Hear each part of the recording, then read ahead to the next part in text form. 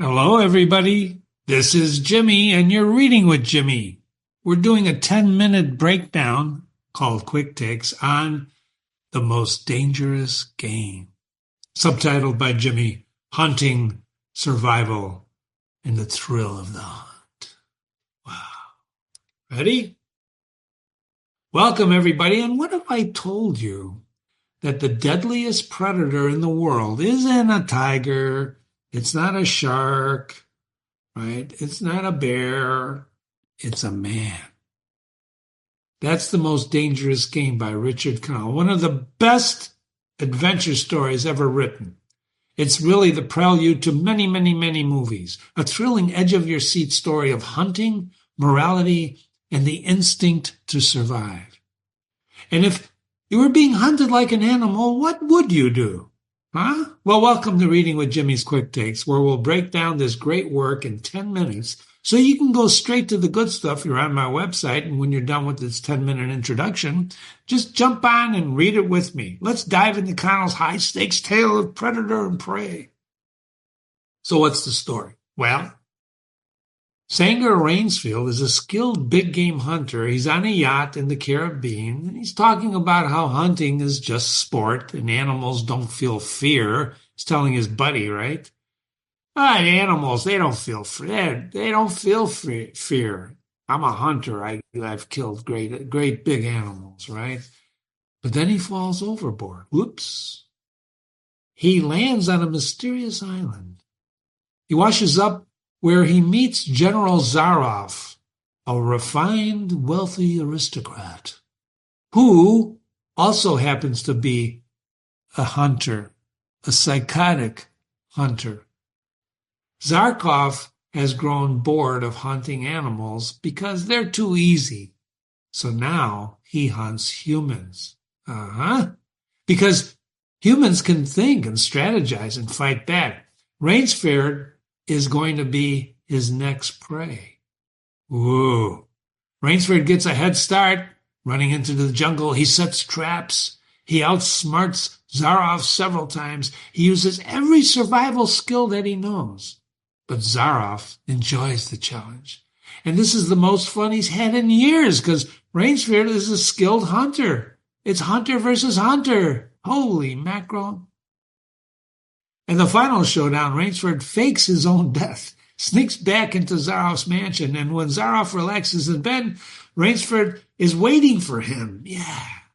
And the story ends with a single line. He had never slept in a better bed. Rainsford wins. I'm giving you the clue at the end, but you got to read it with me. And Zaroff, well, is he dead? The message, sometimes to survive, you have to become the hunter. So what's the deal about this story, ladies and gentlemen? Well, it's not just an adventure story. It's about power. You know, power is one of the recurring themes in classical literature that you read with Jimmy. That's why I take such a great interest in this and hope you do too. It's about morality, which is, again, a recurring theme in classical literature. What is good? What is evil? And what happens when rules disappear? On his island, Zaroff is the law. There's a great movie, The Island of Dr. Moreau. Charles Lawton played in the original. What is the law? It's a great movie. You should see it. Well, in this case, the hunter becomes the hunted. Rainsford thought animals don't feel fear until he becomes the hunted animal. And boy, he does feel fear. Do animals feel fear? Say that 5 times. Yes. Instinct versus civilization. Zaroff thinks that he's sophisticated, but in reality, he's just a killer playing a game. So what makes someone a monster? Who's the monster? Is it the act of killing, or is it enjoying the hunt and the kill? The third-person narrator, which we talk a lot about in analyzing these stories with Jimmy, the third-person narrator takes a simple chase story and he turns it into a deep psychological battle. Yes, ladies and gentlemen. So, what are the themes that we find here? Well, survival at any cost. When it's kill or be killed, what lines would you cross? That's a very important question, ladies and gentlemen. Kill or be killed? Well, I wouldn't kill anybody. Well, have you ever been threatened?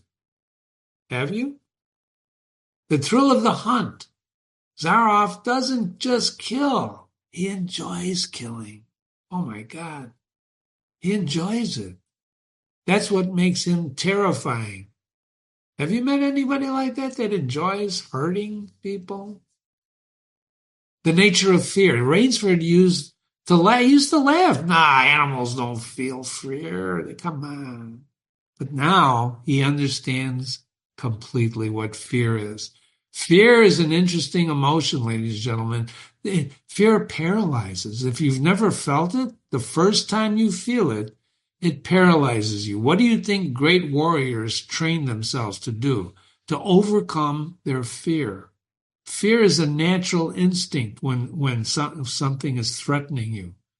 It's a natural instinct, and it takes practice to overcome that.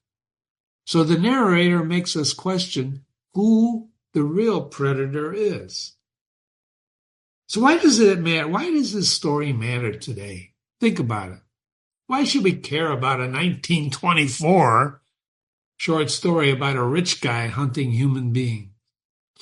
Well, because humans are still the most dangerous predators. Think about history, ladies and gentlemen. History is full of people who treated life like a game. Just think about it. Because survival is still about adaptation. You have to adapt, change, or disappear. That's one of the laws of business, and that's one of the laws of life.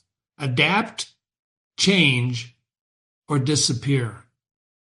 Rainsford doesn't win by strength. He wins by thinking faster than his enemy, outthinking him.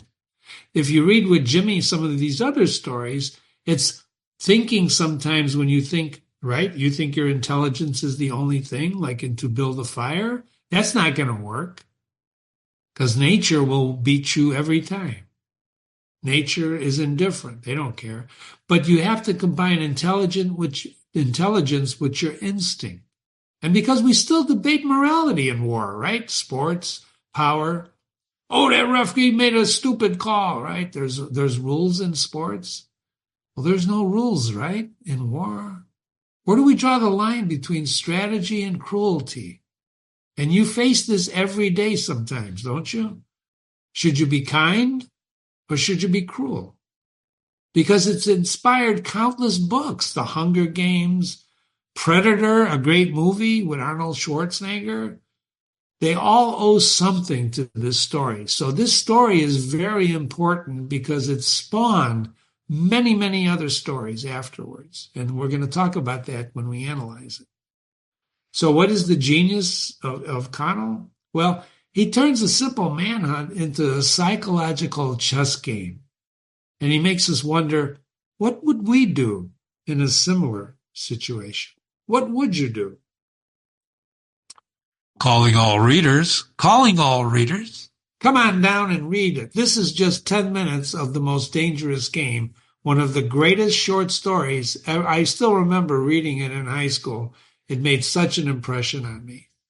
And when you read it with Jimmy, it'll make an impression on you.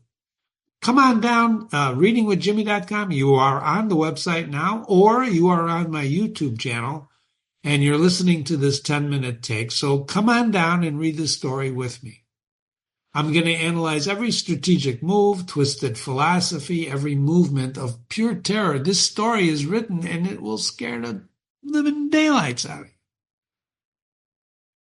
Here's a question I'm going to leave you with. Would you survive being hunted?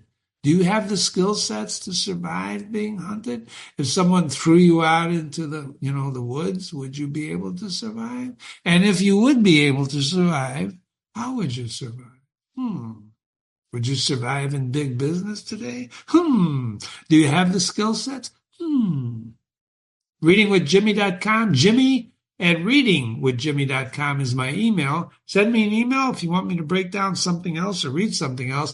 But don't go away just yet. This is what you'll see when you land on my website, which you are on now, or on my YouTube channel.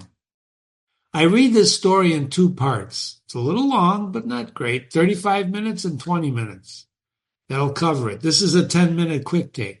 But then there's so much to understand that I need an hour of your time to analyze and take a deep dive into this action-packed story, where we'll study and learn how Rainsford makes it through, how Zaroff is such a, we're going to learn about the realness of this story and how it brings a richness to life itself. Remember, we read classics to learn how others lead their lives and how to lead our own. Thanks for being here, and let's go hunting together, shall we? Come on down.